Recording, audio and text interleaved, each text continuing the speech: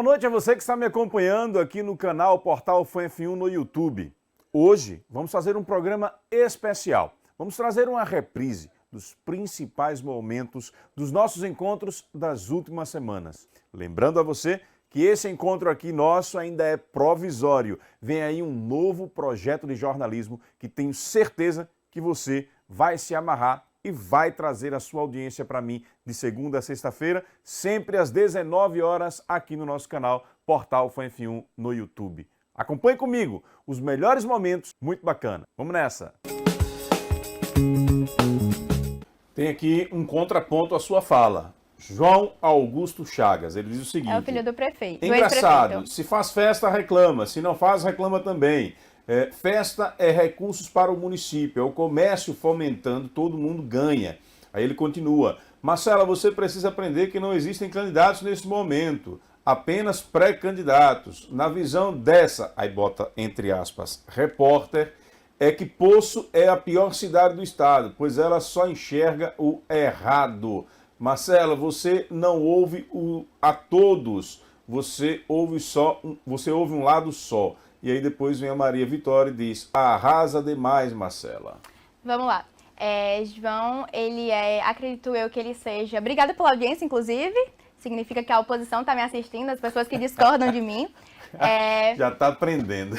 Mas o que acontece? Eu acho sim. E se ele acompanhar os meus vídeos do perfil, assim como ele me segue, ele vê o que eu posto, eu tenho vídeos que eu digo, festa é importante. Festa é fundamental no município. Mas, Narciso, eu te faço uma pergunta. É mais importante ter festa ou ter educação? Será que aquela criança que não tem oportunidade... A festa é momentânea, né? Aquela criança que não tem oportunidade. O professor que é desvalorizado. Será que é mais importante do que uma festa? A festa é no momento. Sim, a festa fomenta a economia. Mas se comerciante você está beneficiando, anunciando uma festa hoje que acontecerá amanhã.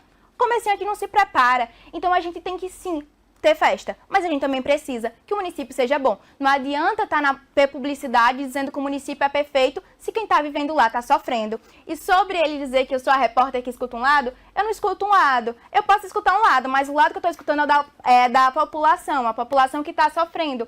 E os meus problemas, os problemas que eu trago no vídeo, eu trago problemas reais que realmente eu provo neles que eles existem. Ele ainda faz um adendo a essa repórter, eu não sou jornalista ainda, então eu aceito o repórter entre aspas. E ele colocou também sobre a questão de mostrar os problemas, só mostra os problemas, Poço é a pior cidade. Pelo contrário, onde eu chego e todo lugar que eu vá, eu tenho muito orgulho de dizer que sou de Poço Redondo. Como eu cheguei aqui e falei, eu sou de Poço Redondo e digo que lá tem lugares belíssimos. Infelizmente, João, a sua gestão como secretário de turismo não está valorizando o turismo do nosso município para que a gente possa vir a ter o município em mais lugares, que a gente possa ver Poço Redondo aqui, como a Grota do Angica e tal território, podendo vir a ser perdido. Então, a gente precisa que o turismo, você, como secretário de turismo, valorize mais o turismo do nosso município para que ele saia nas páginas, nas revistas e assim eu possa também trazer. Porque no momento a gente tem críticas que precisam ser solucionadas e o turismo, infelizmente, como eu já te falei, acho que você é um dos secretários que são bons, mas pode melhorar na questão do turismo, assim como eu estou evoluindo. Com relação a abuso de poder de comunicação, como é que chama isso? É o abuso do poder dos meios de comunicação. Dos meios de comunicação. Aí vale tanto para nós, dos meios oficiais, mas também vale para determinadas campanhas que muitas vezes se utilizam de páginas de informação na internet, em qualquer tipo de plataforma, ou de transmissões ao vivo e em cadeia com a junção de diversos personagens aí. Tem que ter esse cuidado. Tem que ter. Nós tivemos uma campanha em Tobias Barreto que teve uma situação dessa, né? Na véspera da eleição, aquelas histórias de lives feitas e tal, isso gera processo que pode gerar cassação. É interessante que o programa vai estar disponível na plataforma aqui do YouTube, né, do canal, e esse comentário que eu vou fazer agora, nós vamos revê-lo, e você vai perceber o quanto as pessoas não vão, talvez, observar isso daí. O TSE, eu venho observando, acompanhando a diversas sessões, existe o atual presidente, que é o ministro Alexandre de Moraes, ele tem se posicionado em multa severa para os veículos de comunicação, caso não faça. Então é interessante que essa obrigatoriedade, Narciso, ela é também do candidato, mas do meio de comunicação. Então eu sou obrigado a também tentar afastar aquele pretenso candidato. O Carlos Wagner pergunta aqui, o que é que pode e o que é que não pode nas redes sociais? As redes sociais, durante esse período, Carlos Wagner, elas podem ser utilizadas de forma livre. Então, o pré-candidato, ele pode se apresentar, ele pode estar dando conhecimento à população dos trabalhos que ele realiza, ele pode estar falando sobre ele, exaltando as qualidades pessoais, estar dialogando por meio de live. Então, todos esses atos, ele pode fazer livremente por meio das redes sociais. A vedação seria, né, o abuso também ocorre quando você passa a pedir voto. Então, eu não posso me expressar, fazer qualquer pedido explícito de voto. Então, não só por meio do pedido direcionado, como também da utilização de números, da utilização de slogans que denote esse pedido, essa vantagem. Porque a legislação ela busca manter a equidade, o equilíbrio entre os candidatos. Então, eu não posso ter um candidato que já esteja à frente antes da largada. Wendel, conta pra gente um pouco da sua trajetória. Você é natural de onde? Como é que você chega ao jornalismo? Então, eu sou natural de Andaraí, na Bahia, numa região que é muito conhecida, na Chapada Diamantina. Tenho 20 anos, embora não pareça. E eu chego no jornal. Eu estava muito indeciso sobre o que fazer logo depois de terminar o ensino médio, né? E aí, alguns cursos, sempre na área ali das ciências políticas, das questões mais humanas, e aí escolho o jornalismo, porque eu já não era uma pessoa assim comunicativa, sempre fui muito tímido, mas eu entendia que o jornalismo seria uma forma de agregar o que eu gostava, né, na política, né, nessas discussões, e também levar essas informações de um jeito mais fácil para a população, e aí é onde eu escolho o jornalismo. Você, quando entrou para o jornalismo, pensou na abordagem dele de uma forma mais generalizada ou já tinha uma predileção pela editoria de política? Eu já tinha mais um interesse na editoria de política mesmo. Inclusive, em 2020, que é quando eu decido atuar nessa área, eu reuni alguns amigos na minha cidade, era época de eleição.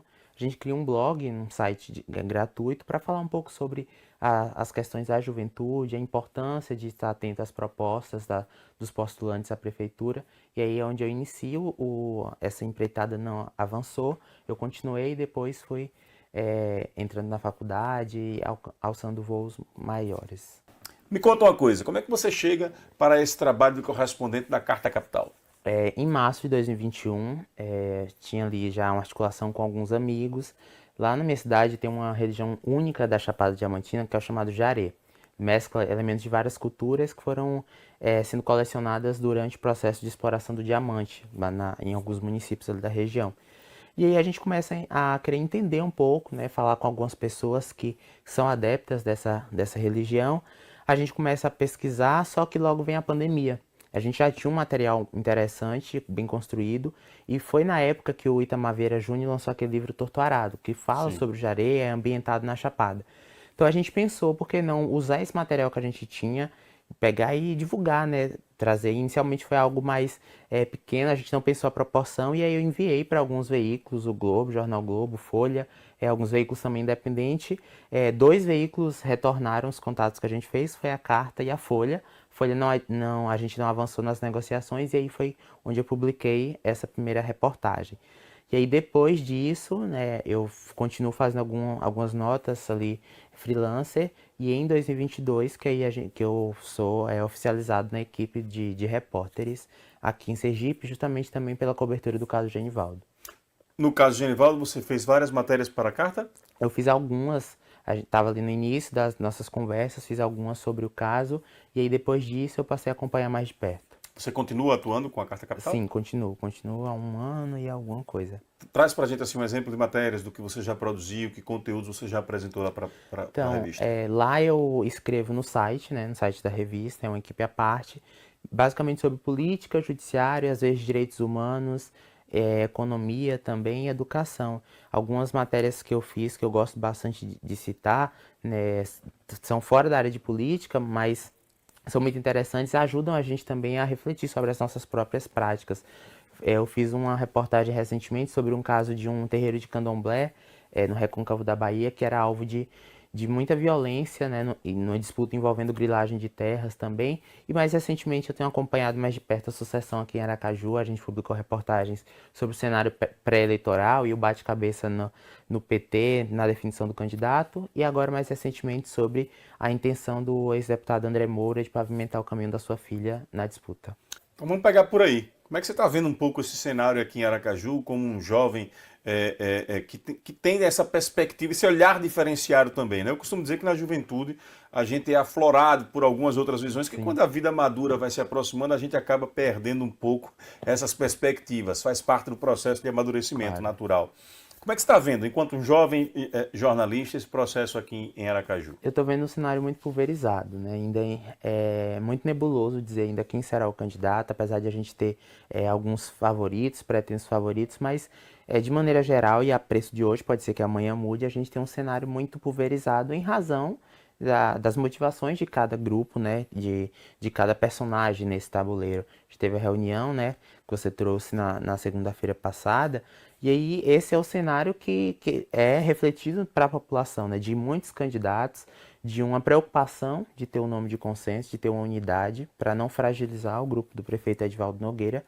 Mas por hora, estou falando do lado governista, claro, há esse cenário pulverizado, sem muito dizer que tipo de peça vai se destacar, que tipo de nome será, no fim das contas, sacramentado como um candidato.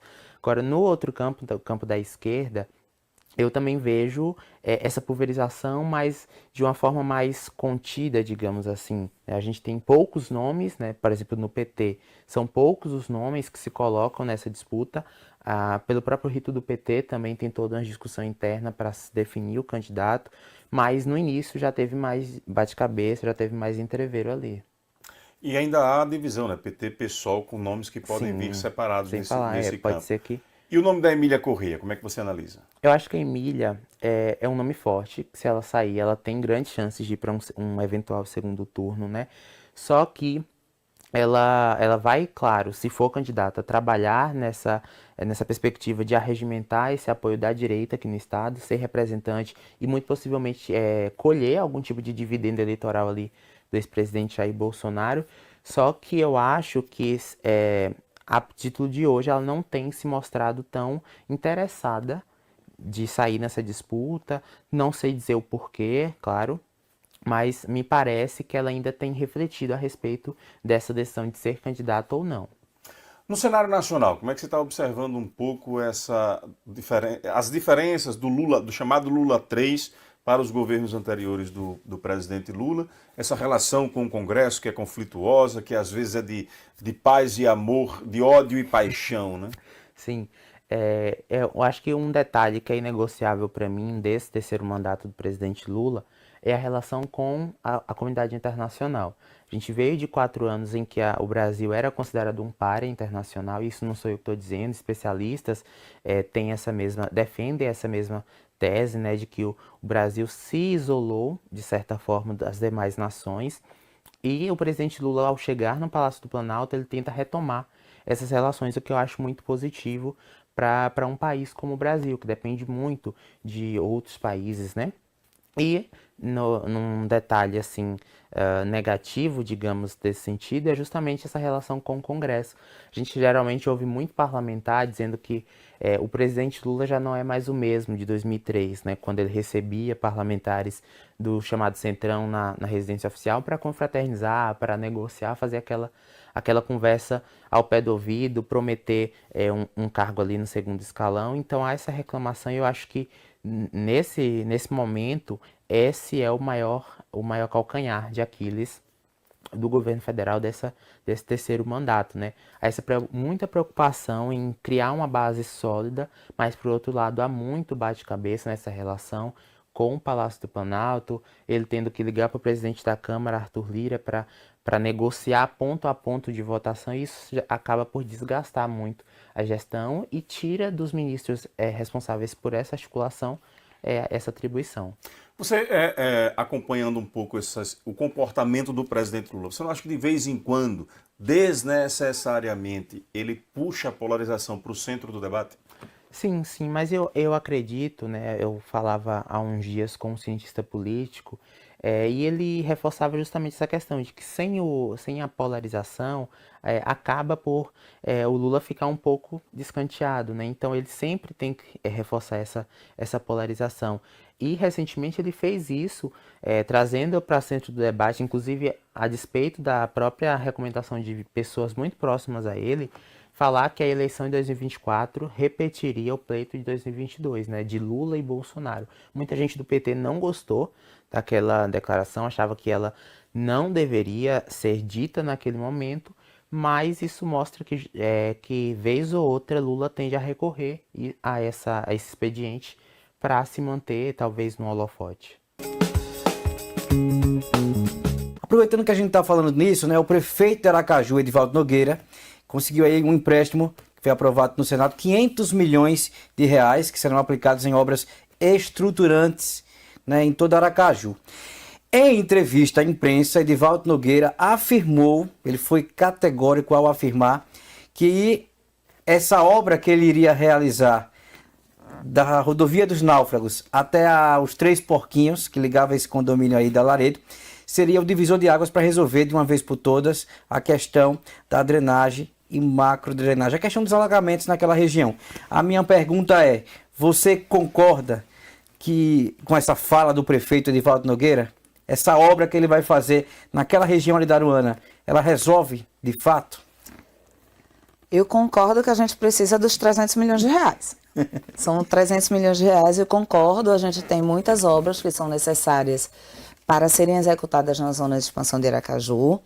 Nós temos exemplos muito positivos, nós temos o Costa do Sol, que é um exemplo positivo, que não alaga mais, alagava há quase 30 anos. Nós temos um exemplo positivo, que era o Canal do Beira-Mar, que teve também uma grande obra, que até foi na antiga gestão de Edivaldo, junto com o nosso excelentíssimo governador Marcelo Deda, né, nosso eterno Marcelo Deda, de que teve todo esse recurso, porém, vale ressaltar de que essa obra que está sendo colocada, pelo que nós estamos acompanhando, o trecho não seria esse. O primeiro trecho seria posterior ao sítio do Terêncio, Sei. sentido Orla Pôr do Sol, vamos dizer, sentido Matapoã, Sei. Avenida Matapoã. Então, entendemos que a primeira etapa, ela não é tão importante neste momento. Ela é importante, sim, ser realizada ações nessa localidade. Porém, nós temos outros locais que estão com problemas de gravidade, de alagamento extremo. Que locais são esses? Pronto. Bairro Rubalo, dos dois lados, tanto o lado que permeia aonde cedeu, inclusive na Inácio Barbosa, anteriormente, Rodovia. nas proximidades do condomínio Biratã Carvalho, Marta Ferreira, por trás ali da ABB, sentido fundo do cemitério dos Náufragos, certo? Do outro lado, sentido do rio, que seria justamente dessa etapa que pegaria o Rubalo e São José, que pegam uma parte até da Travessa Três Porquinhos. Mas essa etapa da Três Porquinhos, ela está para a segunda etapa do projeto, e não como a primeira. A primeira etapa do que a gente vem acompanhando seria posterior o Terêncio, sentido a Matapoã. Então, nós entendemos que o sentido ele é o inverso. Sei. Primeiro Rubalo e São José, nos dois sentidos, tanto lado da praia, vamos dizer assim, né, que está indo para o Mosqueiro, do lado, indo pela rodovia dos Náufragos, pelo lado esquerdo e pelo lado direito, que permearia a praia e o rio. O rio. E a segunda etapa daria continuidade, que seria posteriormente ao Terêncio. A via, ela não consegue, pelo lado direito, que permeia o lado da praia e do rio, não vai conseguir ter acesso dos Três Porquinhos para Terêncio, porque passa por dois condomínios, Isso. Morada do Rio e tem o Aimoré. Você não vai conseguir ter acesso de avenida por dentro deles, a não ser que se decrete utilidade pública nesses dois condomínios, que acho muito difícil, para poder passar a avenida por ali por dentro. Então, imagine, se começar pelo segundo sentido, nós vamos ter um T. Você vai ter que vir pela rodovia, seguir, para que aí depois a pessoa possa entrar. E essas duas etapas, elas estariam suprimidas. Essas foram as etapas que mais sofreram com alagamento em 2023. Apesar de que aí você está suprimindo ainda uma terceira etapa, que é do Mosqueiro. Escuriais, Zenza e nas proximidades também ali Da Gameleira? da Gameleira, até você consegue resolver porque seria do lado de Terêncio. Sim. Mas do outro lado, que é o lado onde tem o cemitério do Mosqueiro e que tem também o colégio e a unidade de saúde, não está contemplado. E essas áreas alagam muito. Essa obra, né, anunciada aí pelo prefeito Edivaldo Nogueira, é uma avenida de 7 quilômetros, indo e vindo com um canal no meio. Foi o que foi divulgado inicialmente. Você já trouxe aí uma outra informação para a gente, mas até então para a imprensa seria isso, que iria ligar a Rodovia dos Náufragos ao sítio Três Porquinhos. Vamos acompanhar. E agora eu vou à Barra dos Coqueiros. Vou à Barra dos Coqueiros porque um contrato na cidade da Barra nos chamou a atenção. Vejam vocês que estão nos acompanhando. A Barra dos Coqueiros contratou a empresa Business Analítica Tecnologia Limitada. Uma empresa criada em 2022. Em 5 de dezembro de 2022. Ou seja, acabou de completar um ano de existência. Esta empresa, com apenas um ano de mercado, foi contratada sem a exigência de licitação, ou seja, com a dispensa de licitação, por um contrato de pouco mais de R$83 mil mensais, quase R$1 milhão, para prestar serviços por um ano à Prefeitura da Barra. Vejam a justificativa. Contratação de empresa especializada para a prestação de serviço de locação de solução informatizada na prestação de serviços de consultoria e monitoramento tecnológico de ambiente online de eficiência dos serviços realizados pela Prefeitura. Ou seja, de forma online, esta empresa prestaria uma consultoria sem necessariamente precisar da presença física de pessoas, é o que está dando por entender aqui.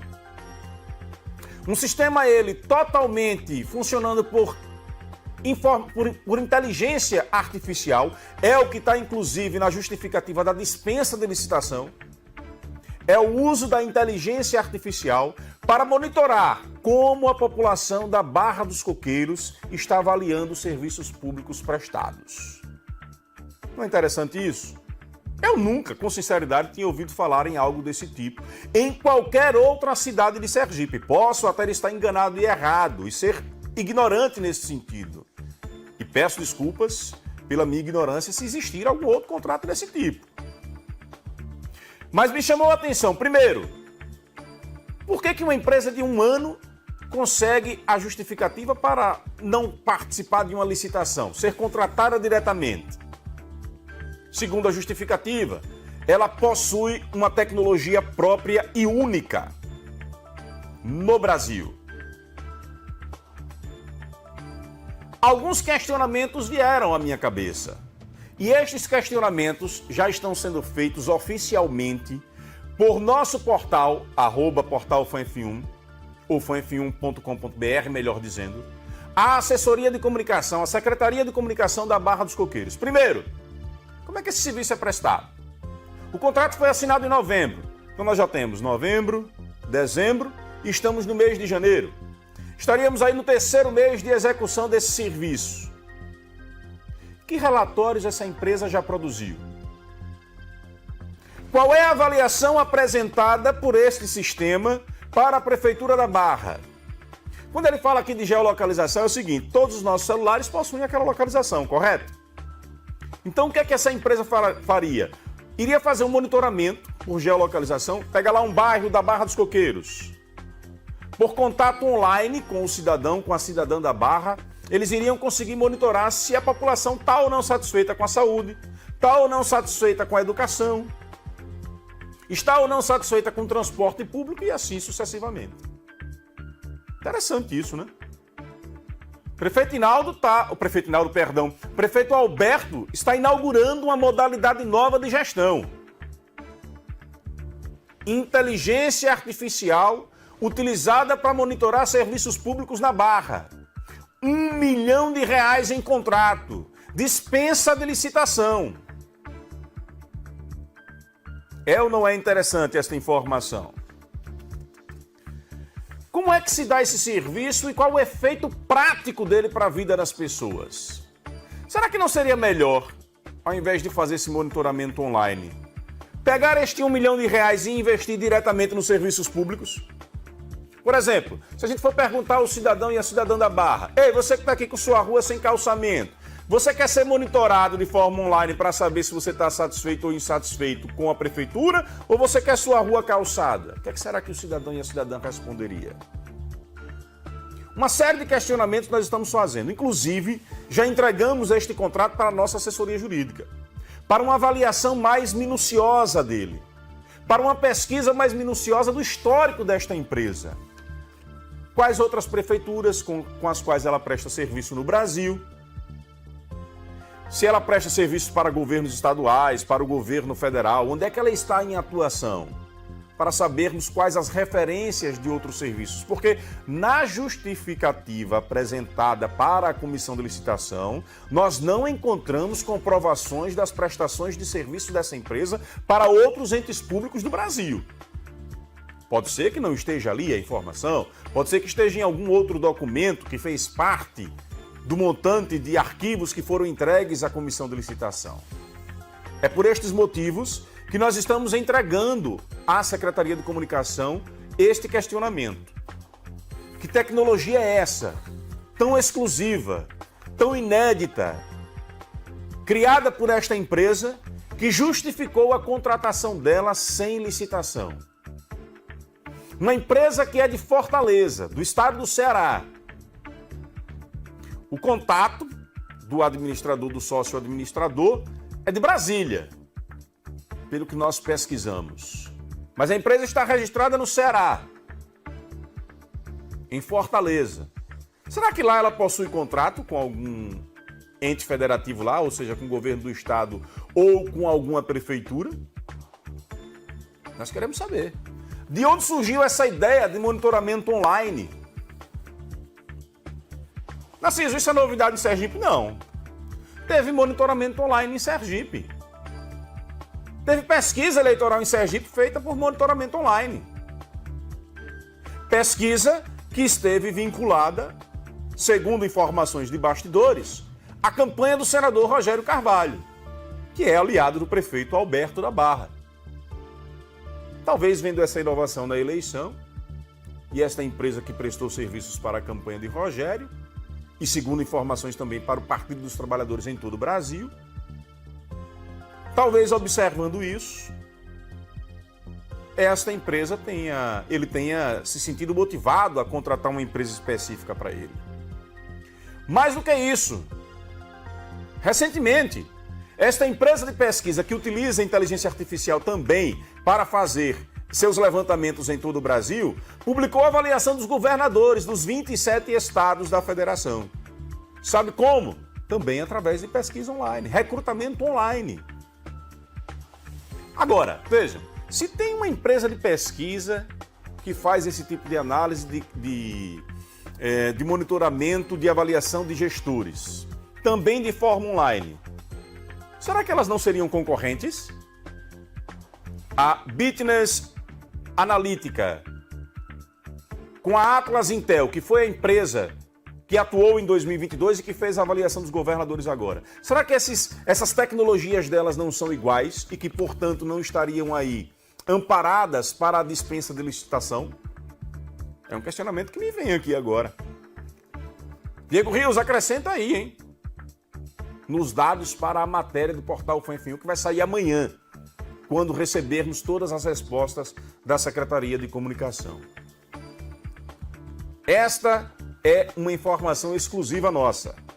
Contrato fechado entre a Prefeitura da Barra e uma empresa, com dispensa de licitação. Narciso, tem algo errado nisso? Não, nós só estamos dizendo que nos chamou a atenção. Por quê? Porque é uma inovação.